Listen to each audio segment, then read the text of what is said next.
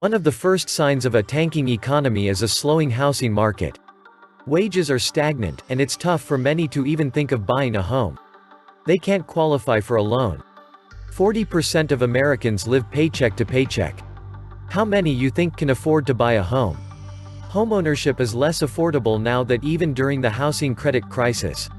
The economy sucks for 90% of Americans. Only the top 10% have been making gains for about 30 years. There is a growing housing affordability crisis that is making it increasingly difficult for millions of middle-class households to buy a home or afford their rent. The job market hasn't changed much in the past 5 years. Wages still too low. The stock market is detached from reality. This is a bubble.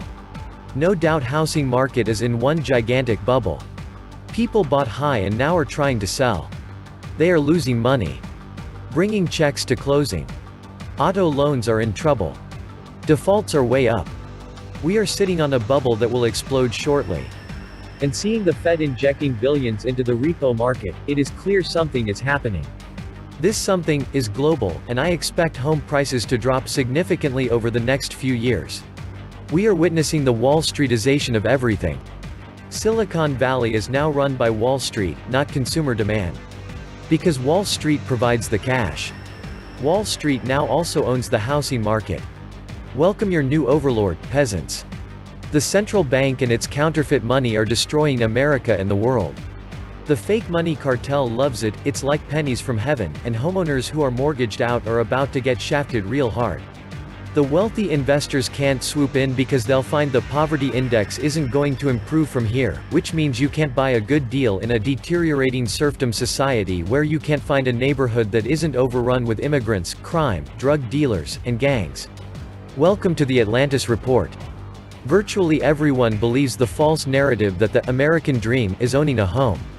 What most Americans own is a burdensome mortgage, which in turn makes them a slave to the lender. Even when our homes are debt-free, the government owns the first lien via property taxes. Quit paying your property taxes, and you're going to find out real quick who it is that really owns your home. In spite of what the banking and real estate industry says, the true American dream is based entirely upon freedom and liberty and is not dependent upon the ownership of a material good. Homeownership is overrated. You don't really own your home anyway. Stop paying taxes, and you'll see who owns it. Get the right RV with a shower. Inboxes and mail them to the IRS.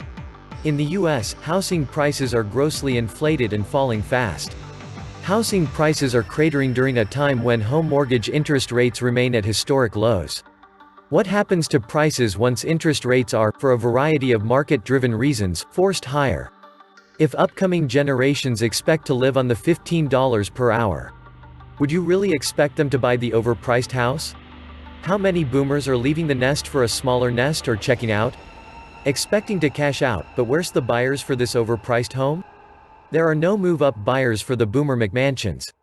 The only buyers in that price range are basically boomers selling to other boomers, swapping like-for-like assets.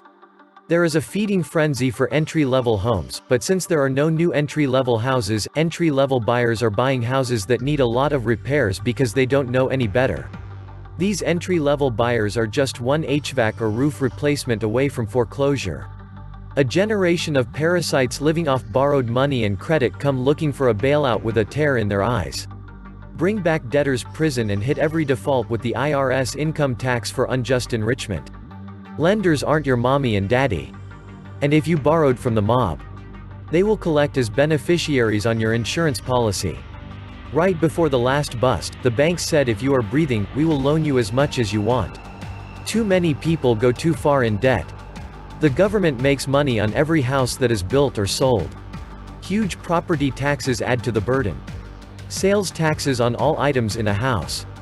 Environmental laws about cutting timber and many costs put on wages. From painting to landscaping, then huge gas taxes and fees on trucking, and the building departments are anti-contractors. And then the government says we can't understand why houses cost so much. California will be the first state to go down. Developers, realtors, and landlords will never ever listen until it all comes tumbling down around their ears. Harry Dent says we have one last blow-off coming before the sale of the century. But it's going to be interesting getting there. Remember, there are a lot of robo-traders out there programmed to buy the dip, and we have the plunge protection team and the Fed. The market has to blow out all those stops and still keep going down in order for the sale of the century to get here. The warning signs are everywhere. Foreclosures are ticking up, bankruptcies slowly increasing, subprime auto about to go critical, add in credit card debt, government overspending causing property taxes to rise, and banksters going nuts. Then you have the formula for beautiful, sweet 30% correction at a minimum in prices in the hot markets, in some cases 50%. All real estate markets have their own cycles and are clearly visible from which segment of the market is rising or falling. For instance, the last to rise is the condo market. When those prices go up, the cycle is over and is set to fall. Once you understand the primary cycles, you will understand the perfect time to purchase a home, a townhouse, or a condo. That you might be able to make some money from the place you live in is a cute and great day, but if all you own is a home, that is your place to live, and the best thing to do is to pay off the mortgage as fast as possible. And if you are really serious about real estate as an investment, get a broker's license so you can participate in the money made from buying and selling. It cost me $3,000 to get a broker's license in California, and it costs about $500 every 4 years to renew it, but the last home I bought, I got $26,000 from my cut of the commissions on the house.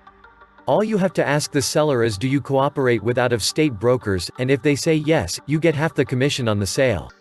I use that same license to help relatives and friends buy homes and gift them my commissions at a lower price, which pays for all the closing costs and then some.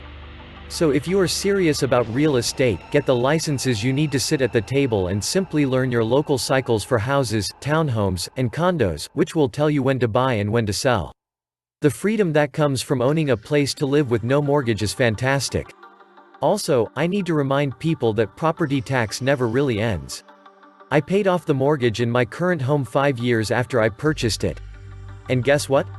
In 15 years since purchase, the property tax has cost me more than the purchase price. It is a myth that one ever owns real estate. Instead, you just borrow it from the local taxing authority as long as you are willing to pay the taxes. Having no mortgage tells you nothing about the cost of owning real estate. My story is one of the hundreds I am very familiar with. Don't purchase any real estate until you have carefully evaluated the cost of taxes. In many communities, it is the taxes that will absolutely kill you. There is very little private property in this nation. The government owns it, and we just pay rent on it. This, in itself, should be unconstitutional. A home is a place you live in, not a trading vehicle. Every Ponzi scheme has a climax. The Fed has run one for 100 years. Q1, 2, 3, 4 were efforts to procrastinate the inevitable. The ultimate trigger, recognition, is yet to come. Folks, it's straightforward, housing has run its course crashing. The bubble has already burst. Look around at retail spaces, everything is either closing or is empty of commerce and trying not to close. Plenty of vacant commercial real estate. The one you wouldn't expect is doctors' offices, nobody in the waiting rooms. Prices are unaffordable. Many landlords keep on raising prices on small businesses and restaurants, even if their properties are half empty. Most move, and the landlord raises the rent on the few remaining until the whole building is vacant.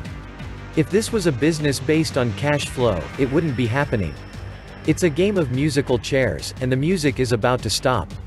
The real world has been trying to tell us real estate is not a permanent store of wealth. The fictitious financial wealth in real estate disappears.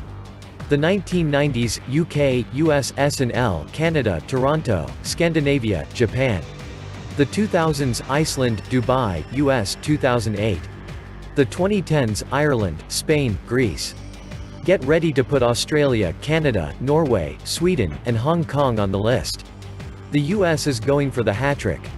The 1990s, S&L. The 2000s, 2008. 2010s, another real estate bust is due. Come on. You know how it works. They re-inflated the housing bubble with a historic 10 years run of low interest rates.